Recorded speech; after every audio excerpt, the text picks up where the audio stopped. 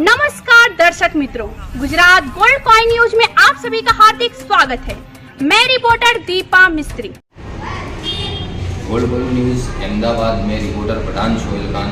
जैसा कि आप लोगों को पता होगा कि जो माहौल चल रहा है अभी के अंदर, जो मदरसों का सर्वे किया जा रहा है, तो आज हम लोग उसी मुद्दे पर बात करने पहुँचे हैं। जुबैदा मस्जिद के अंदर, जो फतेहवाड़ी विस्तार के अंदर भाटा स्कूल के पास आई हुई है, तो हमारे साथ यहाँ के कुछ जिम्मेदार लोग मौजूद हैं। तो आइए चलिए हम इनसे बात करेंगे कि आखिरकार ये मसला क्या है। क्या नाम है? मेरा नाम हाफिज इमरान मास्टर है। ये जैसे अभी जो चल रहा है, जो मदरसों के वगैरह सर्वे दी जा रहे हैं, तो उसमें आप क्या कहना चाहोगे? मदरसों का सर्वे वैसे कोई नई चीज़ नहीं है। मदरसों का सर्वे पहले भी हो चुका है। सवाल ये खड़ा होता है, एम क्या है, मंशा क्या है। इससे पहले कुछ और बोलकर, कुछ और बताकर और कुछ और समझा कर के सर्वे किया गया। माल मसाला उस वक्त किसी को कुछ नहीं मिला, या उससे पहले भी नहीं मिला। असल समझने की बात इस वक्त ये है कि भाई आप करना क्या चाहते हैं।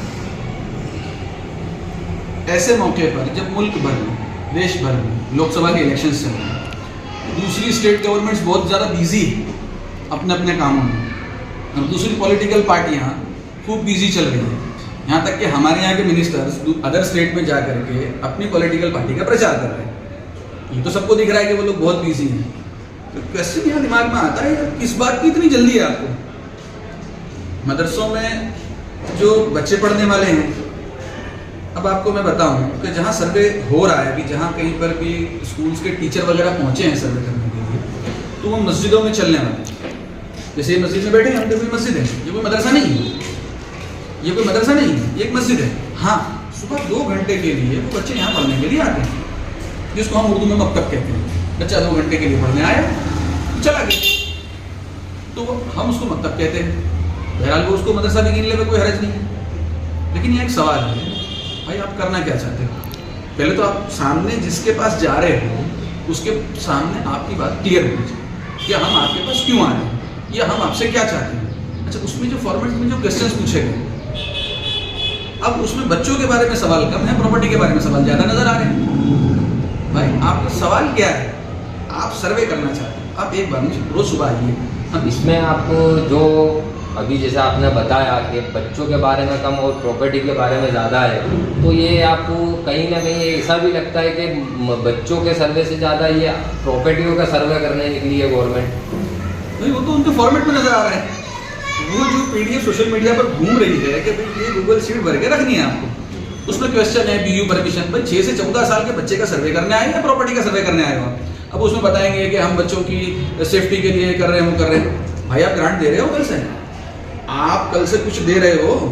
भाई ये हमारे मौलवी लोग ये गांव दर दर जा करके ठोकरे खाते हैं, अपनी झोलियां फैला करके लाते हैं। और कौन है हम मुसलमान हैं, हमको पंचर साहब ही कहते हैं, हमको पंचर साहब कहते हैं। हम पंचर साहब लोग चारा नहीं किसी से मांगे बगैर, हमें फख्र इस बात पे, हमारे उलमा को उस पर फख्र होना चाहिए कि हम वो लोग हैं जिन्होंने आज आज़ादी के 75 साल के बाद भी 1 रुपए की किसी से उम्मीद नहीं रखी। हम पंचर साहब कहलाने के बावजूद अपने इदारे हम खुद चला रहे, हम उसकी ज़मीनें खुद खरीद रहे हैं। तो हमने किसी को टारगेट तो किया नहीं है। अच्छा, आप अगर मुसलमानों के हालात देखें, आप यहाँ से कैमरा लेकर के बाहर निकलो, आपको सारी चीज़ों का अंदाजा आ जाएगा। ये जो बेसिक जो गवर्नमेंट की जो चीज़ें हैं, फॉर एग्जांपल एजुकेशन डिपार्टमेंट की तरफ से या बाल संरक्षण विभाग की तरफ से अगर कोई ऐसी फिक्र की जा रही है मुसलमानों के बारे में कि भाई इनको गवर्नमेंट की तरफ से कोई फ़ायदा मिलना चाहिए, तो हमारे यहाँ तो ऐसे बच्चे हैं जो पैदा हुए, उनके बच्चे हो गए, दूसरी पीढ़ी आके खड़ी हो गई, उसने स्कूल का मुँह ही नहीं देखा कभी। भाई हमारे इलाके में आप स्कूल का तो सर्वे कर लो पहले, हमारे पास स्कूलें नहीं है। और इतना बड़ा इलाका है, आप बताते हो, कोई कहता 8 लाख की आबादी, कोई कह रहा 10 लाख की आबादी। भाई वो 10 लाख की आबादी में 10,000 बच्चे होंगे, 10,000 बच्चे होंगे। 10,000 बच्चों को बिठाने के लिए आपके पास कोई स्कूल है नहीं। अच्छा, जैसे हमारे हज़रत मौलाना सैयद महमूद हसन मदनी दामद बरकत अक्सर कहते हैं कि पूरे मुल्क में सिर्फ 2% बच्चे जो मदरसों में जा रहे हैं। ये उन इदारों की बात हो रही है जो बाकायदा इदारे बने हुए हैं, बड़े इदारे हैं, जहाँ पर बच्चे हॉस्टल के निज़ाम के साथ वहाँ पर पढ़ रहे हैं। तो पूरे मुल्क का अगर सर्वे किया गया तो 2% बच्चे तो आज मैं यही बात समझाना चाहता हूँ कि सबको फिक्र किसकी है, 2% की है, 98% की किसी को फिक्र नहीं है। यार सलाम है आपकी सोच को यार, क्या बात कर रहे हो यार आप, कि हम वो 2% लोग, अच्छा ये 2%, एक मिनट में इस बात का खुलासा करूँ, आपको एक बात समझ में आएगी। ये 2% का जो सर्वे है ये तो ऑल ओवर इंडिया का है। हम यहाँ जहाँ बैठे हैं गुजरात में, यहाँ 18% मुसलमान नहीं है। आप गूगल करके देखिए, 9.5% या 10% मुसलमान होंगे टोटल, हैं? टोटल 9.5, अरे मैं कहता हूँ 10% मान लो यार। तो आपको एक सवाल खड़ा होता है, यार आपको इतनी कितनी फिक्र है उस 10% लोगों की कि आप उनके मदरसों तक पहुंच रहे हो, उनका सर्वे करा रहे हो। नहीं, हमें खुशी होगी अगर हमें कोई गवर्नमेंट की तरफ से अगर कोई मदद मिलती है। वैसे हमको इतना पता है, आज तक हमको स्कूलें नहीं मिल पाई ये, और ये चीज़ हमको किसी को दिखाने की जरूरत नहीं। कल सुबह आओ, हम सर्वे उनको भी करा देंगे, आप भी अपना कैमरा लेके आ जाओ, हम आपके साथ गली गली घूम लेंगे। और आपको वो बच्चे देखने हैं जो कभी स्कूल गए नहीं हैं, तो आपको हमारे पास आने की जरूरत नहीं है, आप गली कूचों में घूम लो। कॉन्सेप्ट क्लियर है। तो यहाँ जो बातें हैं, जैसे आपने पूछा ना, तो अभी प्रॉपर्टी भाई उस गूगल शीट में जो सोशल मीडिया पर घूम रही हो, जो मेरे पास आई है, मैं वो देख रहा हूँ, जो पूछ रहा है इसमें एनओसी है या नहीं है। भाई यार आप जहाँ सर्वे करने जा रहे हो मस्जिद है यार, उसमें 5 वक्त नमाज हो रही है, और उसी में सुबह में नमाज के अलावा का जो वक्त होता है 8 से 10 के अंदर, ऐसे ही होता है ना, 8 से 10 के दौरान बच्चे आते हैं। अच्छा, मज़ेदार बात यह है कि जिस टाइम पे जल्दबाजी में है, जल्दी जल्दी ये सर्वे पूरा करना है, भाई बच्चों का वैकेशन चल रहा है, कोई बच्चे मामा के वहाँ गए हैं, कोई खाला के वहाँ गए हैं, कोई नानी के वहाँ गए हैं। मौलाना के पास 20 बच्चे पढ़ने आ रहे थे, उसकी जगह 5-6 बच्चे आ रहे हैं, और आपको जल्दबाजी है अभी सर्वे कर लेने की। भाई क्या मकसद है आपका? बच्चों को आ तो जाने दो, सारों के नाम तो लिख के जा सकोगे आप, उन बच्चों से मिल के भी जाना। भाई हमें सर्वे से कोई तकलीफ नहीं है, आप एक बार नहीं 1000 बार कराइए, आप रोज सुबह आइए सर्वे करने। लेकिन कॉन्सेप्ट क्लियर होना चाहिए कि आप क्या एक वो कम्युनिटी जो आपके स्टेट में 9 से 10% में है, तो आप दूसरी कम्युनिटीज या दूसरे रिलीजियस प्लेसेस को छोड़कर उन लोगों की बात जो दूसरे 90% है इनके अलावा, और उसमें एक नहीं होंगे, दूसरे और बहुत से होंगे। ऐसा तो नहीं कि मुसलमान के सिर्फ एक ही है, नहीं, बहुत तरह तरह के लोग हैं। तो उनमें सबसे कम पॉपुलेशन जो है वो मुसलमानों की है, और लोगों को फिक्र इसी की है, लोगों को इन्हीं की फिक्र है कि ये कहीं बर्बाद ना हो जाए, इनके बेचारे एजुकेशन से पीछे ना रह जाए। ये तो पेपर पर दिखाया जा रहा है, लेकिन आप ज़मीन पर आइए हमारे साथ, आइए हम आपको सरकारी जगह बता देते हैं। तो उन सरकारी ज़मीनों की बाकायदा हराजी करके उनको बेच दिया गया। मैं इस ज़मीन पर पैदा हुआ हूँ, इस इलाके में मेरा जन्म हुआ है, आज मेरे बच्चे हो गए, आज मेरे बच्चे हाई स्कूल में आ गए, आज तक यहाँ पर लाइब्रेरी नहीं है। आप देना क्या चाहते हो? लाइब्रेरी देना चाहते हो? आओ हम इस्तेमाल करते हैं, अरे हम ज़मीन खरीद के दे देंगे। बताओ आपको, हम वो लोग हैं जो झोलियाँ फैला कर ये सारा निज़ाम चलाते हैं। अरे ये तो क्या है, ये तो वो छोटी चीज़ है, हम तो बड़े बड़े इलाके चलाते हैं, हज़ारों करोड़ रुपया हम खर्चा कर रहे हैं। मुल्क भर का आप सर्वे करो, हज़ारों करोड़ रुपया खर्च करके हम अपने इदारे चला रहे हैं। अच्छा, हमने गवर्नमेंट से उम्मीद तो रखी नहीं है। मैं बार बार एक बात कहूँगा कि जो परिपत्र आया है ना, उसका कॉन्सेप्ट ही क्लियर नहीं है कि वो चाहते क्या है इससे। भाई आप हमको कुछ देना चाहते हो, भाई हमसे बात तो कर लो, हमको किन चीज़ों की ज़रूरत है। जब हम धरना देते हैं तो कोई आता नहीं है, हम लेटर लिखते हैं, जवाब नहीं मिलते हैं। यहाँ तक के लोग धरना दे के तंग आके वापस घर आ जाते हैं, या तो उनको मार मार के तोड़ दिया जाता है, या तो उनको लॉलीपॉप दे के घर भेज दिया जाता है। तो सवाल ये खड़ा होता है कि भाई ऐसे मौके पर बच्चे घरों में है ही नहीं, यानी ऐसा नहीं कह सकते कि बच्चे घरों में नहीं है। देखो जैसे फॉर एग्जाम्पल मैं एक बात बताता हूँ, इस बस्ती में आप जाओगे, बहुत सारी लड़कियाँ अदर स्टेट से भी आके यहाँ आई होंगी, वो इस वक्त अपने बच्चों को लेकर के माँ के घर गई होगी। वेकेशन का माहौल भी चल रहा है, छुट्टियों के दिन चल रहे हैं, बच्चे हाजिर नहीं है, फैमिली खुद हाजिर नहीं है, उनके पेरेंट्स हाजिर नहीं है, तो बच्चे कहाँ। अब मेरा एक सवाल है कि आपको ये चीज़ समझ में आ रही है? जी बिल्कुल समझ। तो आपको क्या लगता है सिस्टम में बैठे हुए लोगों को ये चीज़ समझ में नहीं आई होगी? भाई आप ये बड़ी एक अहम बात कही है मौली साहब ने कि जो वेकेशन का माहौल चल रहा है, जिस तरीके से छुट्टियों का माहौल चल रहा है, तो सारे बच्चे फैमिलीज वगैरह, उनके पेरेंट्स वगैरह सारे अपने किसी ना किसी रिलेशन वाले के घर पे वेकेशन बनाने गए हुए हैं। वेकेशनों पे है बच्चे, अभी पूरी तरह से ना स्कूलें चालू हुई है, ना ही कोई तालीम की वगैरह चालू की गई है। अभी उस वक्त पर जब सरकार को ये चीज़ का ध्यान होना चाहिए कि अभी वेकेशन चल रहा है, और वेकेशन के अंदर बंद मदरसों के अंदर वो सर्वे करने निकली है, बड़ी सोचने वाली बात है। तो मौली साहब, मोहम्मद मौली साहब, आप इसमें क्या कहना चाहोगे? सीधा सीधा जैसे हमारे दोस्त जिन्होंने बताया कि जो फॉर्मेट वगैरह जो आई है और उसके बाद से जितनी भी बातें हमारे सामने आ रही हैं कि उनको एक ही दिन का टाइम दिया हुआ था कि 3 बजे से पहले कुछ अहमदाबाद के और कुछ गुजरात के जो मदरसे है उनका सर्वे निकाल के आपको लेकर आ जाना है। अब जिनके पास वो आए उनको पता नहीं था, तो कुछ जो ना समझ जो हुई है तो उनके सामने तो कॉन्सेप्ट क्लियर नहीं था कि किस लिए आए। तो एक कहना यही है कि डर और खौफ का माहौल जो आजकल पैदा करना जो चाह रहे हैं, तो किसी न किसी कोई ना कोई क्लू पर वो बात करना चाहते हैं। और उसके अंदर यही होता है कि कोई भी एक धार्मिक रिलीजन जो है, एक धार्मिक जैसे मुसलमान, तो मुसलमान को टारगेट करके मुसलमान को मुद्दे को बहुत ज़्यादा वो करने जाते हैं। उस दिन ये भी बात आई थी कि एक शहर की मस्जिद में मीडिया के साथ में वो पहुँच गए। कई जगह पे तो स्कूल के आचार्य थे, शिक्षक थे, और उसके साथ में मीडिया के साथ में पहुँच गए थे कि मीडिया के साथ में तुम ये बताना चाहते हो कि ये क्या कर रहे हैं। हालांकि जब से मुसलमान आज़ादी के बाद से जब से मुसलमान इस देश में रह रहा है, आज तक आपने देखा होगा कि एक अच्छा खासा मुसलमान जो ज़िंदगी बसर करता है कि जिसकी इस मुल्क में नहीं बल्कि अदर मुल्क इंडिया के अलावा कंट्री में उसको बहुत ज़्यादा अच्छी निगाह से देखा जाता है कि देखो मुसलमान ऐसे भी होते हैं।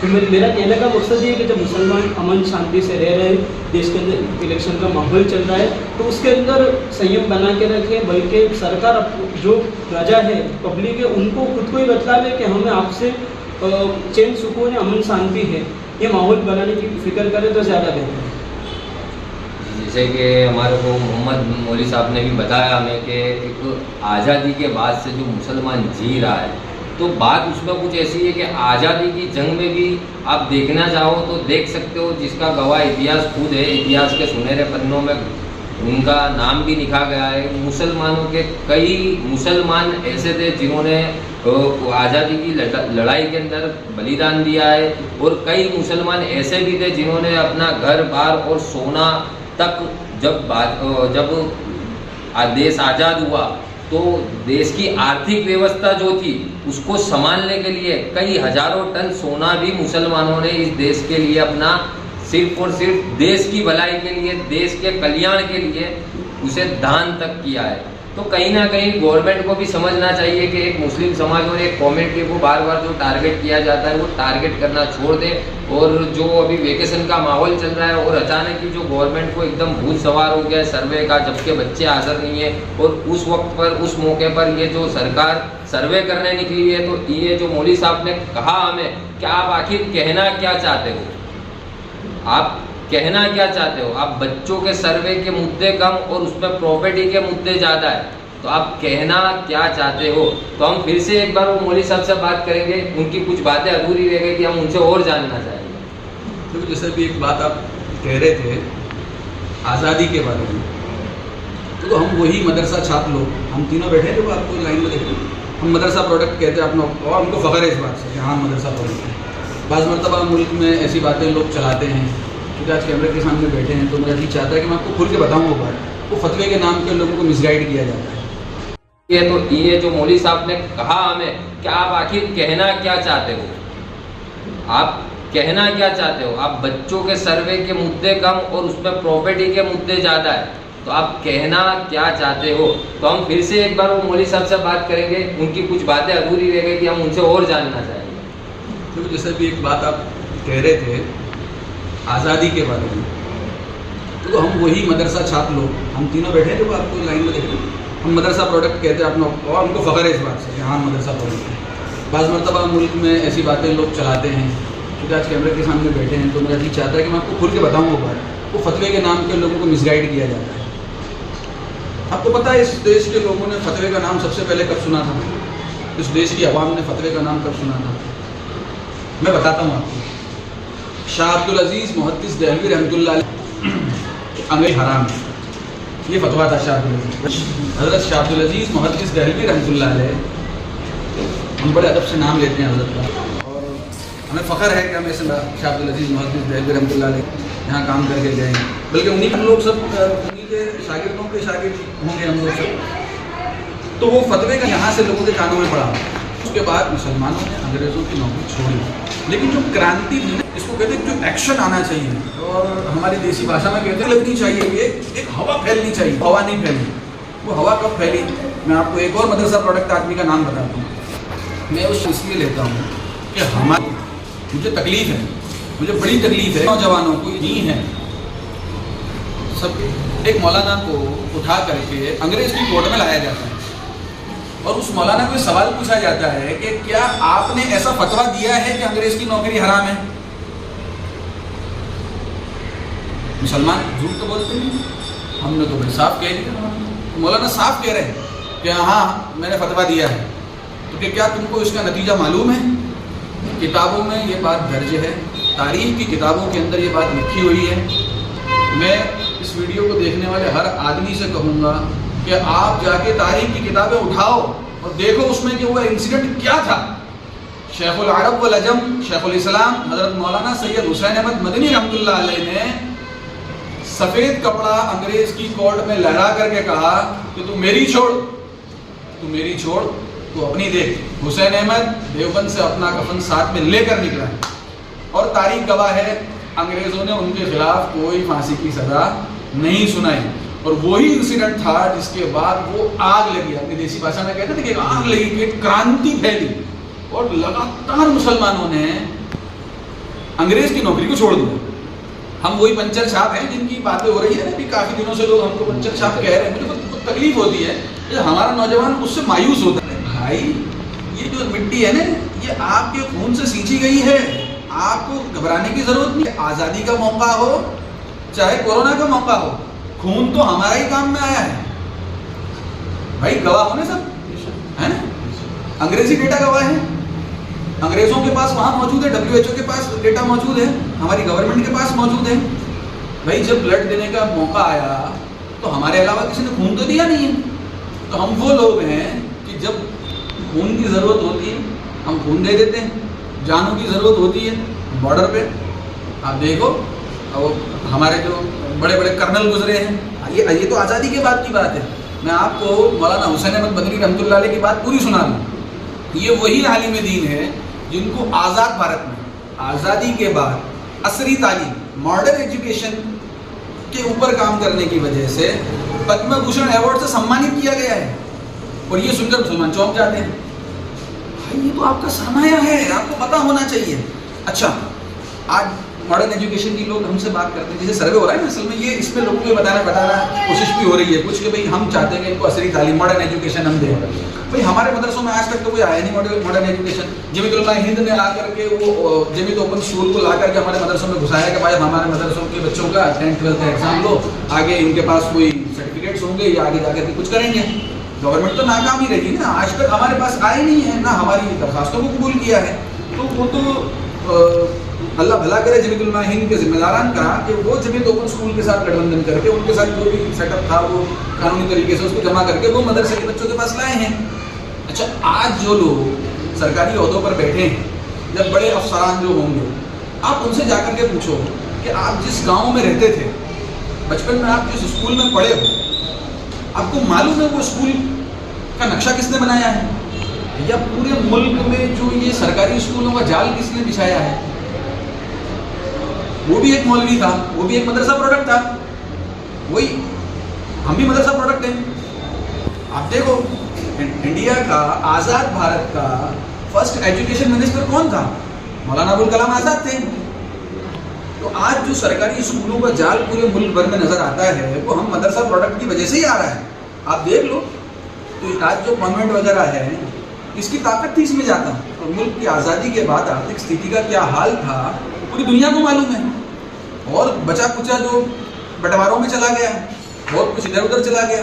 तो यहाँ जो सरमायादार थे जिनके पास अपनी सवारियाँ थी वो भी अपना सारा समेट के ले गए। तो बचे तो हम पंचर छाप ही थे, वैसे हम है नहीं पंचर छाप, लेकिन लोग कहते हैं हमको पंचर छाप। लोगों ने नाम दे दिया है कि पंचर छाप, भाई लोग मुसलमान है पंचर छाप। हाँ, मतलब वो हमको कहते हैं अगर पंचर छाप, तो भाई जिस वक्त आपको खून की ज़रूरत पड़ी है हम ही आए हैं, चाहे वो बात आज़ादी की हो चाहे वो कोरोना की हो। आप देख लो, जब खून देने का मौका आया है, जब लोगों को ब्लड चाहिए था और कौन ब्लड दे कौन रहा था, मैं ये बात समझाना चाहता हूँ। ब्लड दे कौन रहा था? जो अभी कोरोना की बीमारी से खुद उठा है अभी और वो खुद इस काबिल नहीं हुआ कि वो जरा ज़्यादा मेहनत कर सके या चल फिर सके। वो खुद कोरोना को झेल करके आया है उस आदमी का खून दिया जा रहा है और वो उसके जज्बात ऐसे हैं कि मेरे मुल्क के लिए मेरा खून काम में आएगा, और वो इस हालत में भी खून दे रहा है। तो हम बातें करने वाले लोग नहीं हैं। एक बात मैं कॉन्सेप्ट क्लियर कर दूँ कि हमारे जो उलमा हैं, या आप आसान लफ्ज़ों में हमारे जो मौलवी लोग हैं, ये काम करने में मानते हैं। खामोशी के साथ अपने कॉन्सेप्ट पर काम करो। और ये जो देखो हमने पहले से काम किया है, और आज आप मुल्क भर में मदरसे देख रहे हो, तो मदरसा क्या है? ये वही फौज है जो अंग्रेजों के खिलाफ निकाली गई थी। और मैं अक्सर कहता भी हूँ कि भाई उनको क्या पता जो अंग्रेजों की गोद में बैठे थे, जानते तो वो है जो हमारे साथ मैदान में लड़े थे। भाई जेल में गए तो मेरे दादा और मेरे नाना गए हैं, मैं तो तीसरी पीढ़ी हूँ आज़ाद भारत के बाद। तो भाई भारत की आज़ादी के बाद मैं तो तीसरी पीढ़ी हो गया। तो अंग्रेजों की गोलियां अगर किसी ने खाई है तो मेरे दादा नाना ने खाई है। जेलों में रहा है अगर तो मेरे दादा और मेरे नाना ने रहे थे। यानी कुछ लगा है तो हमारा लगा है। अब जिनको फ्री में मिला है वो इधर उधर की बातें करते रहते हैं। भाई कदर उसी को होती है जिसने मेहनत से हासिल किया होता है। तो आज जो मुल्क में यकजहती बनाने के लिए मेहनत नहीं की जा रही, यानी आप देखो कि बड़े ओहदे पर बैठने वाले लोगों के मुँह से यकजहती की या एकता की बात सुनने नहीं मिल रही आपको, चाहे ऑन कैमरा चाहे ऑफ कैमरा। भाई सबसे बड़ी ज़रूरत है यूनिटी। जब तक यूनिटी नहीं होगी, ऐसा तो नहीं कि सारी कम्युनिटी अपनी अपनी यूनिटी बना ले और देश आगे बढ़ जाएगा, नहीं।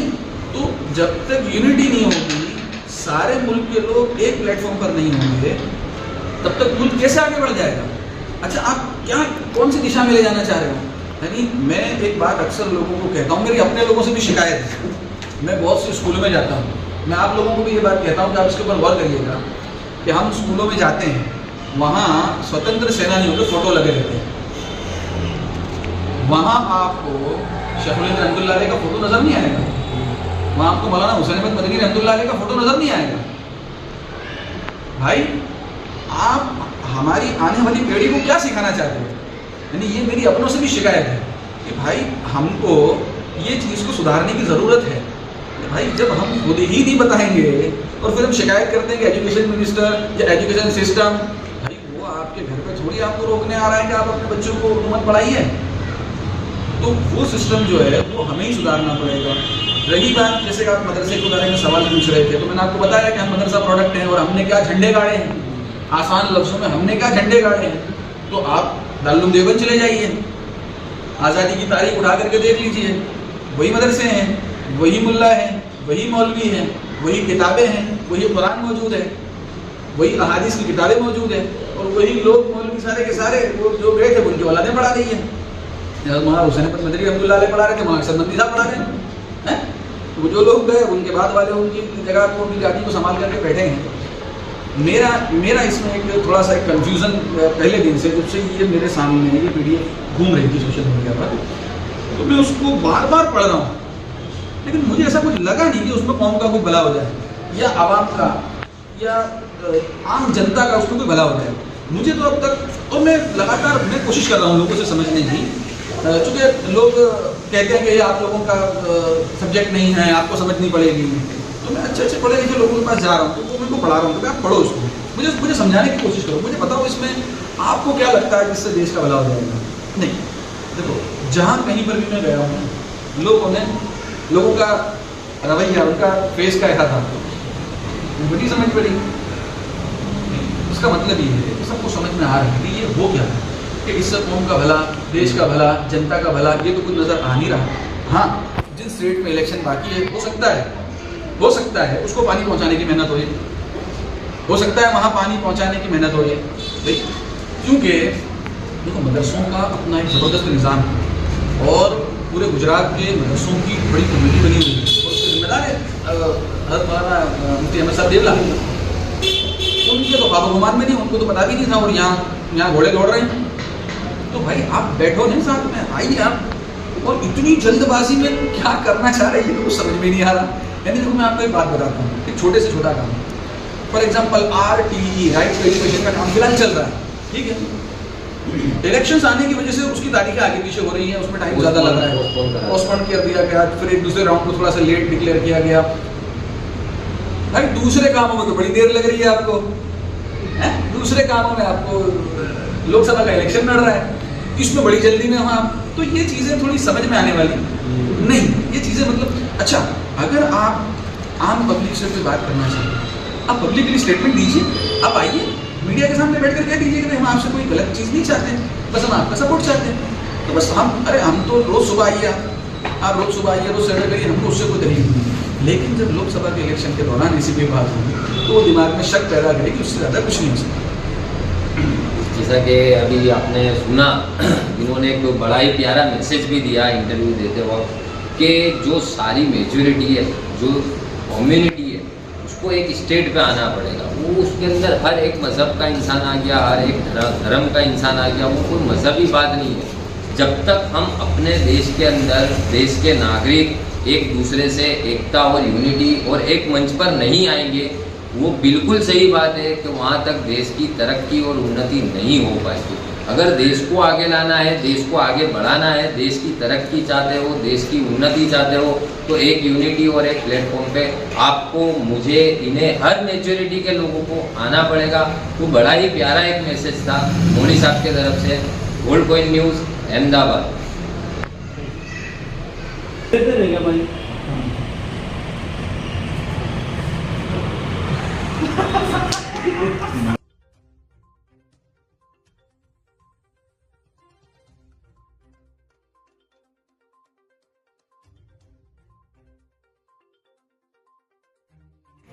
खबरों में अब तक के लिए बस इतना ही। मिलते हैं फिर ऐसी ही बड़ी खबर के साथ। तब तक के लिए धन्यवाद। देखते रहिए गोल्ड कॉइन न्यूज। अगर आपको हमारी वीडियो पसंद आई हो तो चैनल को लाइक और सब्सक्राइब करें और नई वीडियो अपडेट प्राप्त करने के लिए बेल आइकन पे क्लिक करें। धन्यवाद।